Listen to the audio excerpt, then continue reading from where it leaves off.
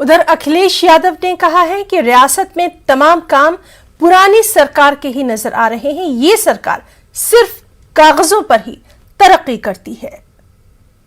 जो बजट है, दिल्ली से जो मदद मिलती है उसका भी एडिशन बजट है। ये जो 6 लाख करोड़ के लिए ताली बज रही हैं वो दिल्ली के बजट को जोड़ करके बजट है।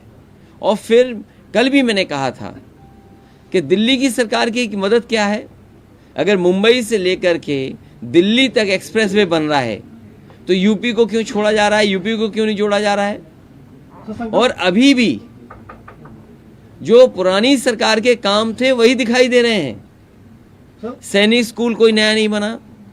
अगर कोई सैनिक स्कूल के लिए बजट दिया गया हो तो बताओ वही पुरानी सरकार के जो सैनिक स्कूल हैं वही हैं। मेडिकल की जो व्यवस्थाएं थी गरीबों के लिए, ये दावा करती है सरकार कि मेडिकल कॉलेज लखनऊ में इतने ओपीडी हैं, इतनी संख्या में पीजीआई में लोग आते हैं, इतनी संख्या में लोग आपके लोहिया इंस्टीट्यूट में इलाज कराने आते हैं। लोग लाखों की संख्या में लखनऊ इसलिए आ रहे हैं क्योंकि जिले स्तर पे जो आपके अस्पताल होने चाहिए वो बर्बाद हो गए हैं। इस सरकार ने पिछले 5 साल में जो अपना घोषणा पत्र जारी किया था उसमें ये कहा गया था कि 2022 तक किसानों की आय दोगुनी हो जाएगी।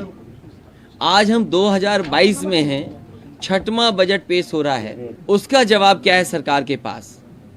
जिस तरीके से महंगाई बढ़ी है और लगातार महंगाई बढ़ रही है, जो कीमत दालों की है, तेल जो खरीदा जाता है उसकी कीमत, डीजल पेट्रोल की कीमत, सीमेंट की, स्टील की, और लगातार आप देखेंगे महंगाई बढ़ी है।